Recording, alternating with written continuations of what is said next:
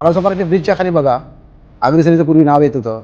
का अग्रसेनेच्या लोकांनी तिकडे सांगितलं की फेरीवाले बसवा. चुकीची गोष्ट आहे. तुम्हाला लोकांना त्रास देण्यासाठी संघटना नाही. भूमिपुत्रांसाठी अग्रसेना नाही राहिली. पूर्वी अग्रसेना भूमिपुत्रांसाठी होती. आता अग्रसेना कमर्शियल झालेली आहे. कशा प्रकारे दिसते ना लोकांना. इथे आरोप लावतायत. आरोप कशाला मी सांगतो, इथे स्थानिक लोकांच्या आज खदानी चालू आहे. त्यांच्यावरती आरटीआय मारतात. बहुजनच्या आप्पाला, आमदार हितेंद्र ठाकूरला पुन्हा मी सांगतो, पण त्या काळात फक्त स्थानिक भूमिपुत्र तुमच्यासाठी धावून आलेला आहे. ज्यांच्यावरती विश्वास ठेवला होता सगळे सोडून गेलेले होते. नमस्कार, मी अजय वर्मा आणि आपण सगळे पाहतात थिंकिंग ऑफ यूथ, विचार युवकांची. सध्या परत एकदा आपण असे खास व्यक्तीबरोबर चर्चा करणार आहे. त्यांचं नाव पूर्ण पालघर जिल्ह्यात मोठ्या प्रमाणात अतिनिष्ठावान म्हणून घेतला जातो.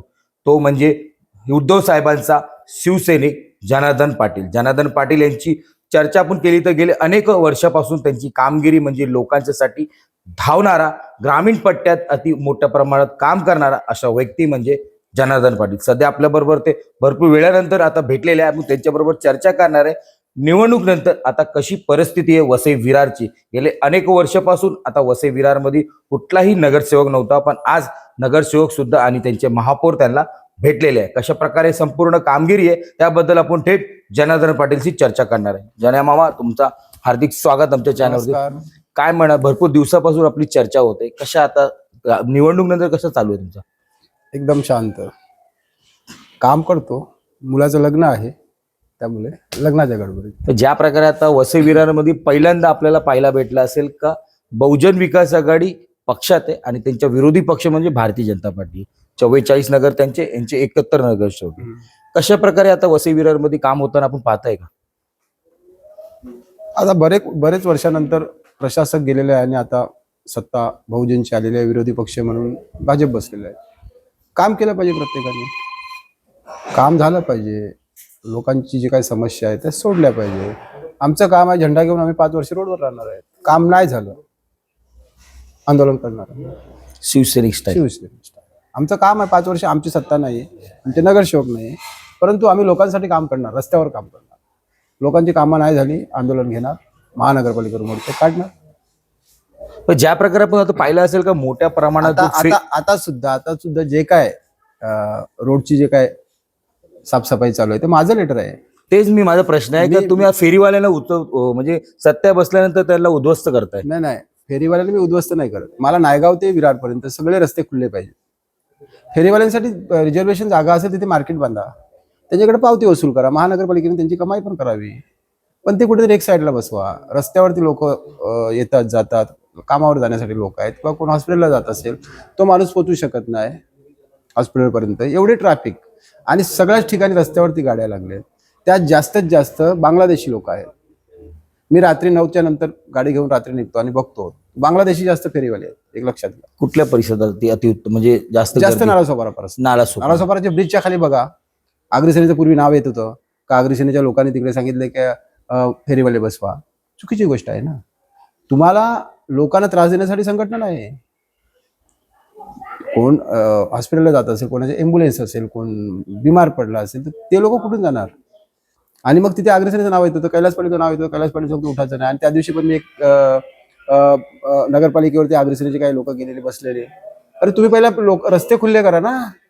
तर त्यांच्या लोकांनी मोर्चा काढला आणि हे जे बांगलादेशी आहे, जे अनाधिकृत फेरीवाले त्यांना हटवायचं त्यांनी मोर्चा काढला. भूमिपुत्रांसाठी अग्रसेना नाही राहिली. पूर्वी अग्रसेना भूमिपुत्रांसाठी होती, आता अग्रसेना कमर्शियल झालेली आहे. कशा प्रकारे दिसते ना लोकांना. इथे आरोप लावताय. आरोप कशाला मी सांगतो ना, इथे स्थानिक लोकांच्या आज खदानी चालू आहेत. त्यांच्यावरती आरटीआय मारतात. त्या दिवशी खार्डेवाले आलेले. कसले अग्रसेना? आम्ही जेव्हा काम करत होतो तेव्हा स्थानिक भूमिपुत्रांसाठी विरार ते चिंतन तारापूर पर्यंत लोकांनी कधीही सांगावं की जनार्दन पाटीलने आरटीआय मारलेला आहे. लाख रुपये नाही, करोडो रुपये खर्च केला. अग्रसेना मोठी करण्यासाठी पालघर जिल्ह्यात जनार्दन पाटीलने करोडो रुपये खर्च केला. कधी आरटीआय नाही मारला, कधी तोडपाणी नाही केली. कोणीही सांगावं की जनार्दन पाटील जना मामाने आमच्याकडनं पावती फाडलेली आहे अग्रसेनेच्या कामासाठी. अग्रसेनेचा कुठलाही कार्यक्रम असेल तर आमचा स्वतःचा धंदा आहे, त्यातनं आम्ही केलेला आहे. पण आताच्या अग्रसेना कमर्शियल आहे. आरटीआय मारा, पैसे घ्या, लोकांना ब्लॅकमेलिंग करा. पण आता अग्रसेनाचेच प्रवक्ता जे पालघर जिल्ह्याचे जयेश पाटील यांनी थेट कालच बहुजन विकास आघाडीमध्ये 400 लोकांना घेऊन मोठ्या प्रमाणात प्रवेश केलेला आहे. मग आगरी सेना कुठे काम करतात? आगरी सेनेचे लोक तर बहुजन विकास आघाडीला जात आहे, इतर पक्षात जात आहे. आगरी सेनेत 400 लोक आहेत का? आहेत का आगरी सेनेत 400 लोक आज? मी तर सांगतो आगरी सेनेने एक आंदोलन घ्यावं. विरार फाट्यावरती आम्ही आंदोलन घेतलं होतं.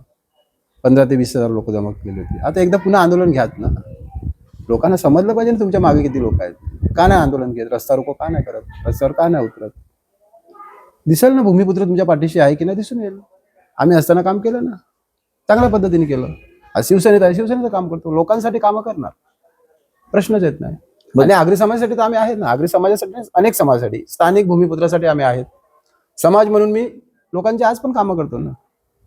पण समाज बोलले आम्ही जेव्हा असताना, ऐकून घ्या, म्हणजे आम्ही जेव्हा आगरी सेनेचे काम करत असताना आम्ही बहुजन विकास आघाडीला 2 जिल्हा सदस्य दिलेले होते. जिल्हा परिषद दामू पाटील आयुष्यात कधी निवडून नव्हते आले. मी 5,500 मतांनी निवडून दिलेलं. आगरी सेनेची पाठिंबा दिल्यानंतर योगेश पाटील दोन्ही विरार आपले सपालाचे जिल्हा परिषदेचे सदस्य होते. आता आगरी सेनेची सीट काय नाही.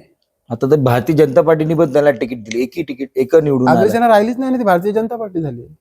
मग लोक काय विश्वास करणार? मी काय बोललो, आगरी सेना आता कमर्शियल झालेली आहे. पूर्वीची आगरी सेनेत जी कामं करत होती लोक, चंदूलाल घरत होते, त्यांची एक टीम होती. तुम्हाला माहिती नसेल, रात्री ते जेव्हा सालवी साहेबांच्या कार्यक्रमाला जात होते तेव्हा ट्रेन रात्री 10च्या नंतर तिकडे जायला ट्रेन नसायची. लोक प्लॅटफॉर्मवर झोपून राहायचे. ती आगरी सेना जी कसून लोकांनी काम केलं संघटनेसाठी, समाजासाठी, ती आगरी सेना. आता जी आगरी सेना कमर्शियल आहे, आरटीआय मारो पैसा लेव, कोण कोणाचा येत नाही, अशी परिस्थिती आज आगरी सेनेची. पण आता आगरी समाजाचे काही भरपूर लोक आपण बघितलं असेल तर बहुजन विकास आघाडी या पक्षाला पाठिंबा देत आहे, या पक्षात सामील होत आहे. कारण की आता त्यांना कळालं आहे की भूमी पक्ष म्हणजे इकडचा स्थानिक पक्ष बहुजन विकास आघाडी, त्याबद्दल काय म्हणणं? बहुजन विकास आघाडी हा इकडचा स्थानिक पक्ष आहे, ते दाखवूनही दिला त्यांनी परत ऐकून घ्या माझं. त्यामुळे पूर्वीपासून काही प्रमाणात लोक, जास्त प्रमाणात लोक त्यांच्या जोडीला आहे. पण शिवसेनेच्या जोडीला सुद्धा आहेत.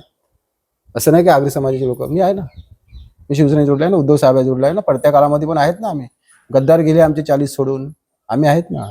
असं नाही की आगरी समाजाचे लोक शिवसेनेच्या मागे, शिवसेनेच्या मागेही आहे.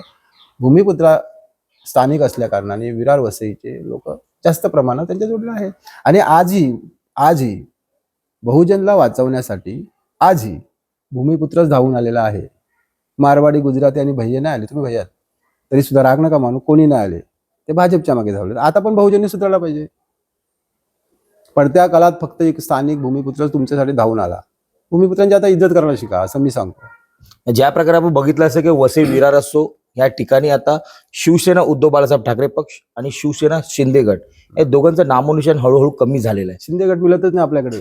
त्यावरती आमचं नामनिशाण कमी होणार ना. आम्ही 90,000 वोटिंग घेतो. काम करताना दिसत नाही. फक्त भाजप आणि बहुजन ह्या दोघांमध्ये लढाई आपल्याला चुरस दिसत. ते नगरपालिकेत लढाई आहे. रोडवर आम्ही काम करतो ना लोकांसाठी. नगरपालिकेने काम नाही केलं तर आम्ही आंदोलन करणार सांगितलं ना. आम्ही रस्त्यावर उतरणारच.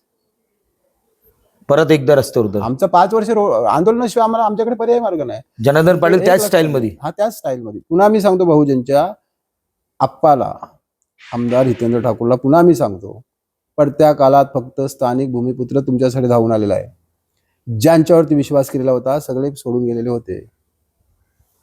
जसं उद्धव साहेबांच्या पडत्या काळात आम्हीच आहेत. त्यामुळे ज्या लोकांनी मदत केली त्यांच्यावर लक्ष राहिलं पाहिजे, एवढंच मी बोलणार आहे. जनार्दन पाटील पण त्यांच्या बरोबरच राहणार का? नाही, मी शिवसैनिक आहे ना. मी तर प्रयत्न केले ना, युती झाली पाहिजे, भूमिपुत्र टिकला पाहिजे. माझे सतत प्रयत्न असतील. इथे सत्ता ही भूमिपुत्राची राहिली पाहिजे. बाहेरच्या आलेल्या लोकांना आम्ही मान देणार नाही. ही क्लिअर गोष्ट आहे आणि माझी तीच भूमिका असेल. धन्यवाद.